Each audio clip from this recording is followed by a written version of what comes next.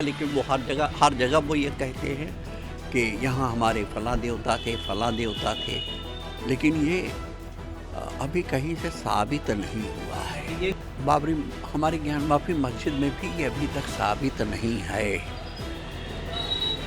GPR से ज़रूर कराया गया, तो जीपीआर अगर पूरे शहर में चलाया जाए तो हर जगह 40 फुट नीचे बहुत सी चीज़ें स्ट्रक्चर दिखाई पड़ेंगे। फैसले जो हो रहे हैं वो यूँ समझ लीजिए कि फ़ैसला हो रहा है, इंसाफ नहीं हो रहा है। अब ऐसा लग रहा है कि हम लोग बिल्कुल ढकेल दिए जा रहे हैं, हमारी पीठ दीवार से लग जा रही है।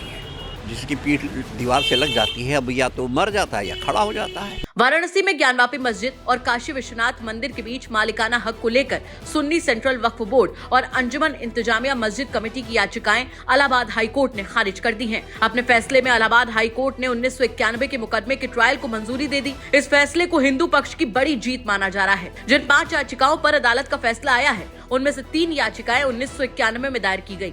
भगवान आदि विश्वेश्वर विराजमान के मित्रों की याचिका के खिलाफ थी। ये याचिकाएं केस की मेंटेनेबिलिटी से जुड़ी हुई थी, यानी मस्जिद की जगह मंदिर बनाने और पूजा करने के केस को सुना ही नहीं जाना चाहिए। और बची 2 याचिकाएं 2021 के सर्वे के आदेश के खिलाफ थी। भगवान आदि विश्वेश्वर विराजमान के बाद मित्रों की तरफ से वाराणसी की अदालत में 1991 में दाखिल मुकदमे में विवादित परिसर हिंदुओं को सौंपे जाने और वहां पूजा अर्चना की इजाजत दिए जाने की मांग की गई थी। हाईकोर्ट ने यह भी कहा था कि एक मुकदमे में एएसआई का सर्वे कराया गया था, इसे बाकी मुकदमों में भी दायर किया जाएगा।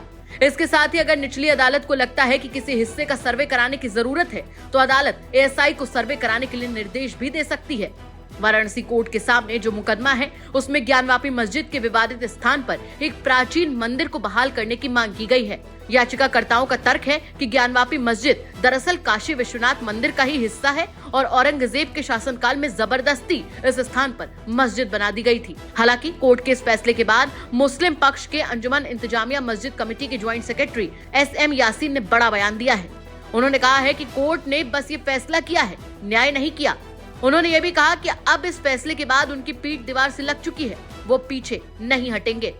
यासीन ने बताया कि आसानी से तश्तरी में सजाकर तो नहीं दे देंगे मस्जिद। बातचीत के दौरान SM यासीन ने यहाँ तक कह दिया कि अब जब तक इंसाफ नहीं हो रहा है तो सड़क पर आने वाले हालात बन सकते हैं, लेकिन वो कानूनी लड़ाई लड़ेंगे और अंतिम क्षण और अंतिम सांस तक लड़ेंगे।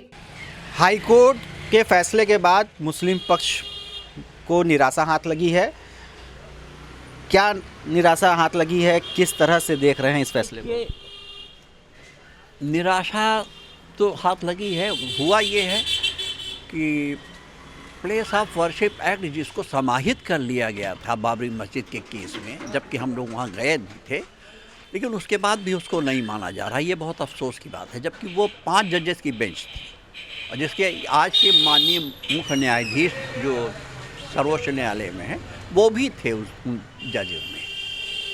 अब बहरहाल उनका विवेक है, माने न माने, लेकिन हो ये रहा है कि इसके नतीजे में हालात हमारी समझ से बहुत अच्छे नहीं आएंगे और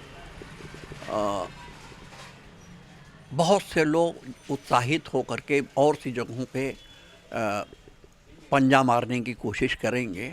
ऐसे कितनी मस्जिद हैं जो बनारस में जैसे देखने को आता है? तो एक तरीके से उनको जो हमने जो देखा है, लिस्ट देखी है, उस लिस्ट के हिसाब से करीब 10 से 12 मस्जिदें हैं जहाँ पे मंदिर मस्जिद दोनों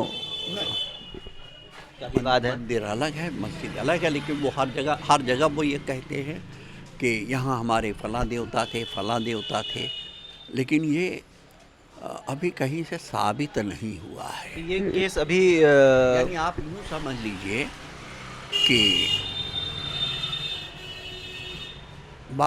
हमारी ज्ञानवापी मस्जिद में भी ये अभी तक साबित नहीं है।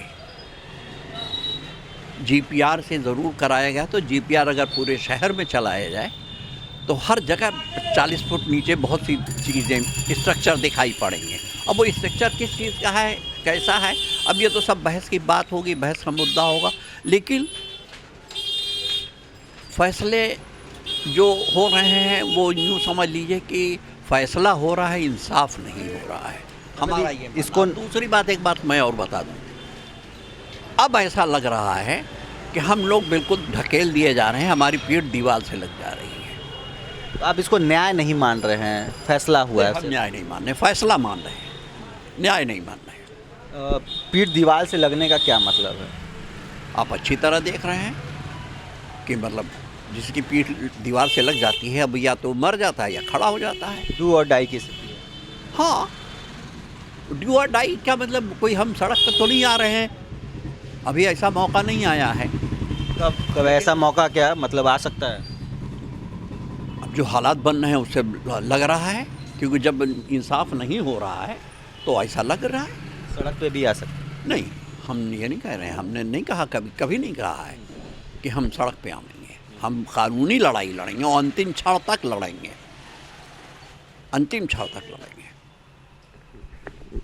और अंतिम सांस तक लड़ेंगे। हम सरेंडर करने वाले नहीं हैं, ना हम तश्तरी में सजा के देने जा रहे हैं। तो ये थे हमारे साथ एसएम यासीन साहब, जिन्होंने साफ तौर पे कहा कि अब इस फैसले के बाद इनकी पीठ दीवार से लग चुकी है, यूँ कहे तो करो या मरो की स्थिति हो गई है।